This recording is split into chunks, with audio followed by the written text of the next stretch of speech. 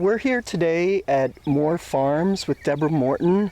And Deb, I would love to ask you, how did you get here on your farm? And can you just tell us some of your background and your story? Well, my dad is originally from Halifax, Virginia. I was born and raised in DC. He passed away in 2007. We inherited the land that he inherited from his great-great-grandparents. They purchased it in 1906. We promised him that we would hold on to the land. When I retired in 2019 from the federal government in Washington, D.C., I moved down here and started farming. So it's essentially a century farm. Right now we have 60 acres here in this area. We have another 5 acres that's in another area. Right now in production we have about maybe 3 acres that we're doing. We started out with probably a quarter of an acre growing, and each year we kind of build on to that. Quarter acre is definitely a lot of work, especially when you don't know much about farming. It can be managed, but it's very difficult to manage if you don't have the irrigation system, if you don't have the equipment, especially if you're lugging buckets of water and watering your crops. It could be very challenging, but the rewarding thing is that after you finish and when your harvests come in, to see what your fruits of your labors are is very, very rewarding. What kinds of things do you grow here?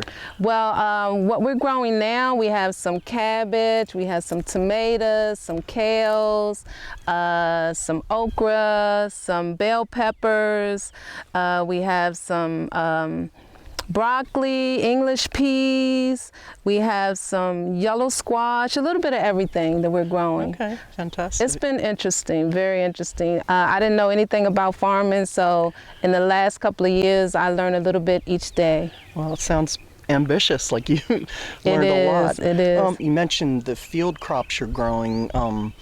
Do you have anything like high tunnels or that kind of thing? I had approved for a high tunnel with the FSA, the Conservation Office, NRCS, and we were approved this year, and we're going to be putting a high tunnel up in the next couple of months. Okay, and what do you hope to do in the high tunnel? What we're going to do is we're probably going to do more vegetables during the winter. We haven't really decided exactly what we're going to do, but definitely tomatoes, cucumbers. I do have cucumbers out here. And then any other crops that we can grow in the high tunnel. Okay. So this will be an all year round process for us. The high tunnel is also new to me. I've never had a high tunnel, so that's going to be a little challenging for me also. Where do you actually market them? Well, we do have a market, and we have food hubs, farm to school. We're working with a couple of school districts. One is the Hampton City School District, also with Chesterfield School District. We're working with the Vegetable Association through Food Hub, and also I'm a member of the 2020 Farmers Co-op. Well, that co-op is definitely working with the Hampton City School District in Hampton, Virginia. Okay, and what is that exactly? Well, it's farm to school. We're providing the schools with fresh fruits and vegetables so our kids can eat healthier. Okay.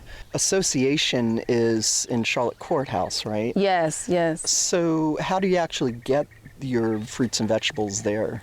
Well, what we do is when we harvest, we take them there to their facility to store it in their cool area. We are planning as farmers to purchase a refrigerator cooling unit, so we can also have, once we harvest, we can have it here on the farm. Okay. And so the couple of farmers that's in this area, we can harvest each other's crops and then have it stored here on the farm. Okay. So that would help with the shelf life yes, and storing and that kind of yes. thing. Okay, so you talked about your markets. You know, we're looking at GAP certification, so how does that all fit in, the GAP certification, and why you got that? So with the Charlotte Courthouse Vegetable Association, they have a contract with Food Line, and some of those markets you have to be GAP certified. So I went through the GAP certification with the Vegetable Association. The GAP certification was really, really is easy. It wasn't as hard as I thought it was going to be, but it was definitely a tedious process. You have to make sure that you have everything in place, everything is, the signs are up, everything is designated for a certain area. But it was very, very easy, and I enjoyed going through it. As an extension agent, I am often called to visit farms and work with producers to help them with any questions they might have regarding production of their crops, as well as the GAP certification process. GAP certification is very overwhelming because it does require a lot of paperwork, as well as a lot of signage that needs to be posted around the farm with things that we take for granted every day. The sign-in book is located in the front area of when people enter into the home. I make sure that everyone that visits the farm has to sign in. The workers that work on the farm don't have to sign in, but all visitors have to sign in. Each sign is designated in a certain area. We have our drinking water sign, we have our first aid, we have our signs that's in the bathroom, which is wash your hands, no smoking signs. We have different signs designated in different areas. We want to go over some of what Extension can do to help you with your GAP certification. This is her GAP manual, which is a template that Extension can provide your farm if you want to become GAP certified, as well as some of the signage that you need to put up around your facility for your GAP certification. You can see here that she has hers up for washing your hands and also sign into the visitor log. And the visitor log is one of the sheets that's in here that anyone that visits her facility would sign as accountability, because GAP is all about traceability and food safety and security. If you open this inside, we've got a handout here on assessing on-farm produce safety risk and performing a hazard analysis. This goes along with one of our 7-part series where we've got templates and fact sheets that you can use to prepare you and your facility as you look at getting GAP certification. GAP certification benefit me a lot, especially handling the food and also with the farming. It gives me a very good agriculture practice, things that I didn't know about, like when you're harvesting, using certain tools, making sure that all of those tools and things are disinfected.